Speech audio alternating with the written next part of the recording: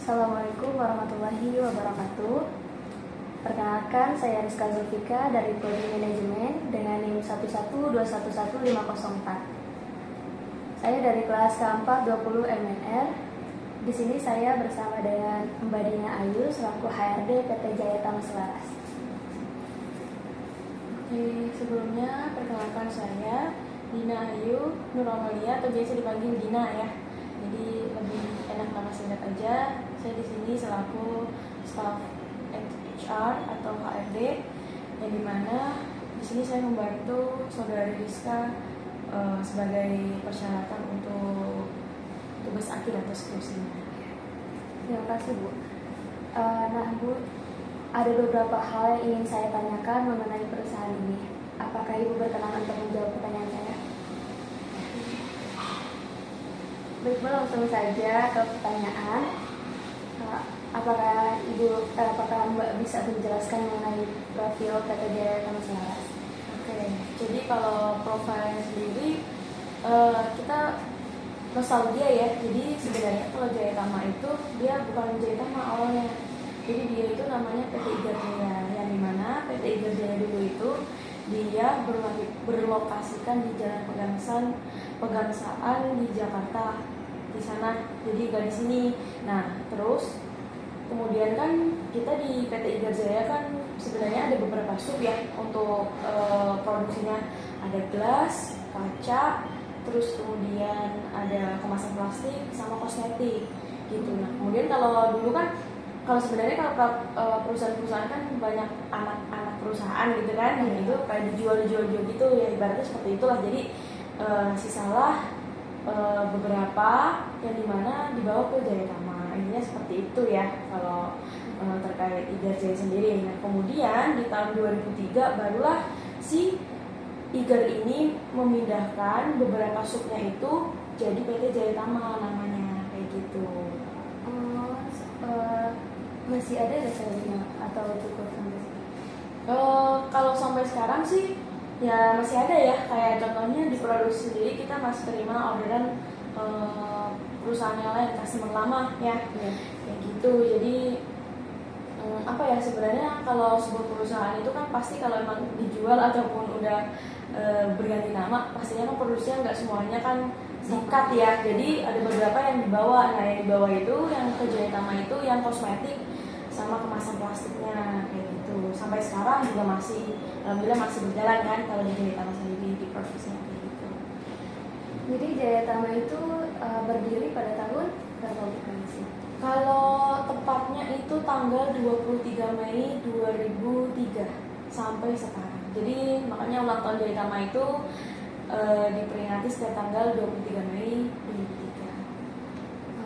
2003. Jadi itu udah termasuk jadi profil PT Jaya Tama Selaras ya?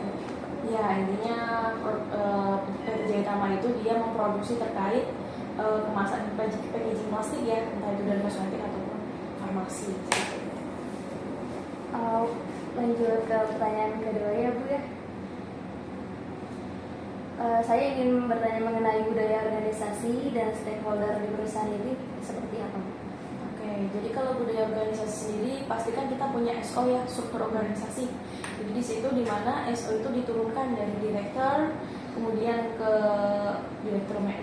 direktur operasional. Kalau di sini kan ada, kemudian ada beberapa divisi, K-divisi, kemudian di bawahnya lagi masih ada kepala seksi, kemudian ada kepala kayak foreman gitu-gitu ya, nyampe ke si operator ataupun selektor, seperti itu. Jadi kalau budayanya sendiri itu apa ya, kita dinamis ya. Jadi misal nih contoh dinamisnya itu seperti apa, mungkin ada yang dimutasi jadi yang lebih baik lagi ataupun dipromosiin ke departemen lain. Oh, ini bagus nih. Jadi budayanya seperti yang dimaksud itu sebenarnya kita ngikut dari KPI departemen masing-masing. Jadi setiap departemen itu kita punya KPI atau key performance indicator, yang dimana setiap manusia, setiap orang, setiap jabatan itu punya KPI yang harus ditarget, yang dimana dia harus bisa semuanya. Sebenarnya itu minimal yang harus dilakukan, seperti job desk contohnya, seperti itu. Nah, kemudian semisal nih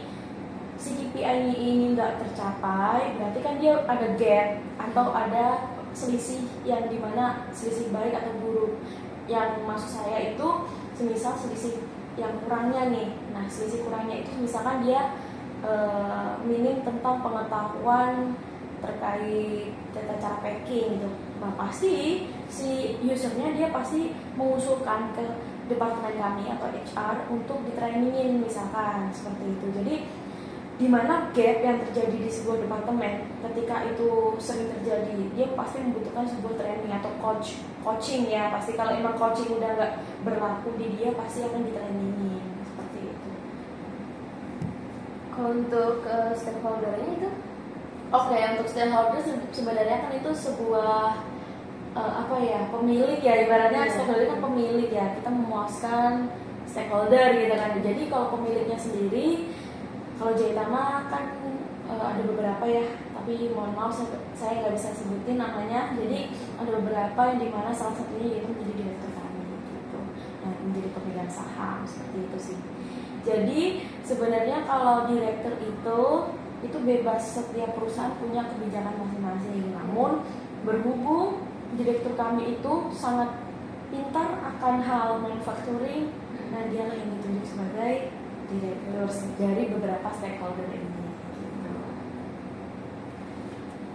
Untuk pertanyaan selanjutnya ya Bu, pertanyaan terakhir ini, bagaimana cara mengimplementasikan pengadaan barang dan jasa di PT Jaitama Selaras ini? Oke, kalau pengadaan barang ya, kalau barang mah kita kan sebenarnya ada beberapa departemen ya yang tadinya. Nah, jadi departemen itu kan punya KPI yang sudah saya sebutkan tadi. Nah, salah satu dari KPI-nya dia yaitu mencari supplier. Misalkan departemen, kalau di sini purchasing ya, pembelian ya, yang melakukan transaksi pembelian itu kita di departemen purchasing. Dia ikut dari sebagian, dia ikut keluarga besar dari departemen finance accounting lah ya gitu. Jadi ketika misalkan nih kita butuh material apa atau bahan baku apa, nah kita laporan tuh, kita bikin kita bikin PR lah misalkan ya, kita bikin PR bahwa kita membutuhkan bla bla bla bla, nah si purchasing lah yang beli. Nah dia tugasnya apa gitu kan, misalkan yang dimaksud di sini apa sih tugasnya, implementasinya seperti apa. Jadi kita mencari beberapa supplier, jadi kita nggak hanya 1-2 supplier, jadi kita pasti akan membandingkan supplier A, B, C, kelebihan kekurangannya apa dari segi harga, kualitas pasti, terus kemudian impactnya apa kita gitu. Maksudnya outputnya nanti kedepannya kayak gimana sama kita gitu. Kan kita salah satunya kan hubungan sama industri ya, pastinya kita harus juga menjaga hal itu. Makanya sebagaimana mungkin kita mencari supplier atau customer yang terbaik kan, pastinya seperti itu sih. Jadi intinya kita membandingkan beberapa harga ataupun beberapa perusahaan lah ya yang akan menjadi supplier. Gitu aja sih intinya. Jadi sehubungan dengan itu berhubungan juga dengan purchase ya? Iya dong. Jadi kalau pengadaan barang sebenarnya kita kan permintaan ya. Misalkan nih customer turun ordernya gitu kan. Oh ternyata dia materialnya langka gitu kan. Misalkan A, material A langka gitu. Jadi kan kita mau nggak mau kalau memang dia bisa diproduk di sini, kan pasti trial kan. Sebelum kita rilis kan pasti di trial dulu sama departemen R&D. Kalau emang dia cocok, ya pasti kan dia akan order berkala dan dalam skala yang besar kan? Dan kita pasti ada minimum order ya. Jadi kita ada minimum order yang dimana ketika nanti dia akan memang benar-benar udah cocok nih sama hasil trialnya, oh udah cocok nih sama tempat obat saya atau dan lain sebagainya, nah dia baru kita pengadaan barang yang dengan skala yang besar.